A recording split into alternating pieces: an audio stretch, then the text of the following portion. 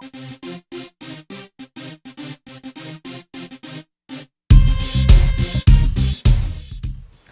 everybody, it's Jenna and Ron here for this week's edition of Ask Ron. Okay, Hello. so the first question is from Aaron Powell in Brookhaven, Georgia. Hey, Aaron. Hey Ron, looking at a wrap deal. If you do a wrap on a property and your end buyer stops paying you, assuming they won't do a deed in lieu and you have to foreclose, is it possible to take the property back from them and keep the first current without paying off the first? Oh yeah, you don't have to pay off the first, Aaron. And in fact, just because you are in second position, federal law gives you the right to foreclose without paying off the first to protect your interest. It's called the Garn-St. Germain Federal Depository Institution Act of 1982. And he's also asking, what happens at the auction? Will you get the property back with the first mortgage still in place? Yes, normally your attorney would bid the amount that you're owed, and depending on what state you live in, what happens after that. But either way, the first mortgage still stays in place because nobody's going to pay it off. Well, actually, if the buyer comes to the foreclosure with the full purchase price of what you're owed on a wrap, then the underlying mortgage would be paid off in that case. But many times, second mortgage holders, which is what you are on a wrap, just go and name the amount they're owed. Let me explain. Let's say you owe 100 underneath, but your buyer owes you 150. You could foreclose just on the 50, thus making it more enticing for a buyer to come to the closing or come to the bid. It's up to them to go to do their homework and determine that there's a $100,000 first on the property. Sometimes they don't, and they'll come in thinking they're buying the property for the 50. That is not your problem. That is their problem for not doing their due diligence, which also makes a case why you shouldn't go buy houses out of foreclosure unless you understand clearly what due diligence means and find out for sure what you're buying. So you should talk to your attorney about that one, but you're protected. Your first mortgage is not an issue either way. You will have to keep making the payments if they start getting antsy on you, but what I normally do, I go ahead and foreclose and just not make the payments, and then when I put my new tenant buyer in the house, they got to be brought current at that time. Okay, next question is from John Lane in Indianapolis, Indiana. Hey, John. After qualifying a FSBO, I'm totally confused on the next steps of getting a tenant to lease the home. What forms do I use for that, and how do I list the property to attract a buyer? Well, gosh, John, that tells me you either don't have my course or my boot camp, or you haven't read it, one of the two, because that's clearly spelled out step by step in my terms course.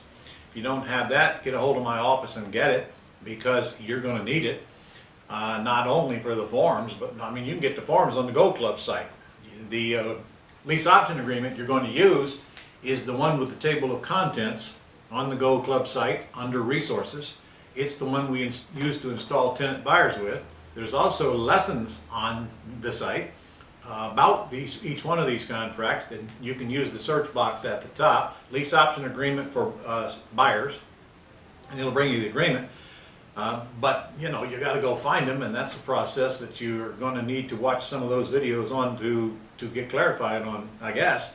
All we do is put signs, street signs out pointing to the house, sign in front of the house, and we run ads on several sites. That's all we do to find buyers.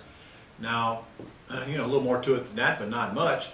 I hope your IVR is set up. If you're a Gold Club member at the 297 level or higher, you can get an interactive voice response system set up. It don't cost you anything extra. Just got to tell us that you want to do it, and it'll capture all the calls from your buyers and systematically ask them the questions that you need answered, such as how much do you have to put down, and how much can you pay per month, and how many bedrooms, and so forth.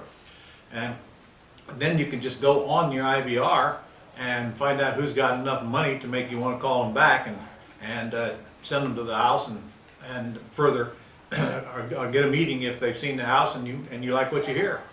So it's all systemized for you, but I don't know what level of training you've had, so I really can't tell you where to go next other than that. Okay, and the next question is from Ray Lexus Shaw in Marietta, Georgia. Okay.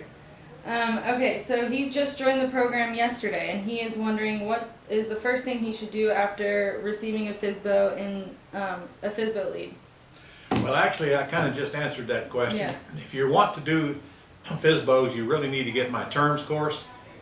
You can get a hold of my office at 800-567-6128. Talk to them about the terms course. That's 800-567-6128, because that's what it does. It literally goes through the whole process of finding sellers, handling sellers, scripting scripts to negotiate with sellers. Actually, they make you the offer. You just accept it or deny it. And then the sales process, once you get it under contract, that's all in that system. For you to try to do it without that training, I got a feeling it probably isn't going to end well. So make up your mind to get the terms course first, because there's, it's not just as simple as here's what you do and I can explain it in 2 minutes. Okay, the next question is from Jean in Orlando, Florida. Hey, Gene. I was submitting an offer to purchase a pretty house in an expensive community. Mm-hmm. The house was listed for $799,000. Mm-hmm. Comparable sales in the same subdivision were $1 million to $2 million. Okay. My offer was $735,000, but when the listing agent received my offer, he informed me that the proof of fund letter could not be used because the lender cannot be trusted, due to multiple complaints reported to the Better Business Bureau. The offer could be accepted if the seller considered the proof to be trustworthy, according to the listing agent. What is your suggestion? I suggest you're going to have to go get another proof of funds letter from another lender, because obviously they're not going to accept this one. But I'm more concerned about what you're paying, because it's an all-cash offer, I assume, that you're doing. First, I guess you've got it figured out where you're going to get the money, or you wouldn't have submitted a $750,000 offer.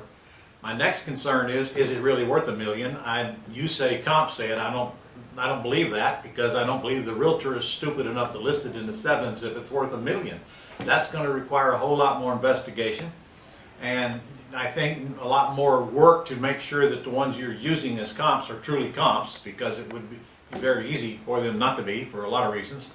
So there's too many ifs here for me to answer your question, and honestly, I don't think I even like the sounds of your offer. I think you're paying too much for the house, because again, I have my serious doubts that it's worth $1 million plus. So that would be where I'd start. But if you're going to be making all cash offers, in fact, I can tell you right now, I wouldn't be making a $739,000 offer on $1 million house if I had to pay all cash, even if it was in excellent condition. And of course, you didn't mention anything about the condition of the house as well. See, there's a big difference between all cash and terms. Terms is not about price, it's about the terms. I can get in with little or no money, and then I can raise the price and get out and get a big old down payment from my buyer on terms. But when you're doing cash deals, that's a totally different animal. You've got to get them deeply discounted prices, or you're going to a really ugly, ugly seminar. If you stop and figure out what the cost of that money is going to cost you, by the time you buy that house and turn it around, you'll find that there's a whole lot less when it's over than you imagine, and that's assuming that your estimation of the ARV is correct, and I really doubt it. Okay, the last question is from Bill from Missouri. I bet she didn't like that answer, did she, Jean? It's a good thing you asked, because I might have just saved you a lot of grief, honestly. All right, Bill, how are you, sir? What's up? I have been using land trusts for decades, but now I cannot find a local title company to insure them. To get privacy in each property separated from the others, can I use a living trust? My attorney suggests a separate LLC for each property, but that's unrealistic. God. Each LLC has to have an EIN, Yeah, a separate I know. checkbook, and a separate All right, well, tax first of return. all, if they won't accept land trust, then they won't accept living trust. Living trusts are not what we use to take title of property in. I have a lot of students doing deals in land trusts in Missouri, so I really don't know what the problem is. I think you might want to start with finding somebody who will do what you want, not doing what they want. You're giving them the money. You tell them, this is how I'm closing. And if they won't insure the title, go to someplace else. Worst case scenario, just get an LLC and take title in the LLC. You can put multiple properties in one LLC. To have one LLC per house is absolutely ridiculous, and I think you already knew that based on your question. So that's Okay? it. All right, well, I'll see you guys all next week. Here we are. September already, year's almost over. Pretty soon we're going to have a new president. How's that going to affect what goes on in your house? Get out there and get to work and get some deals. See you soon.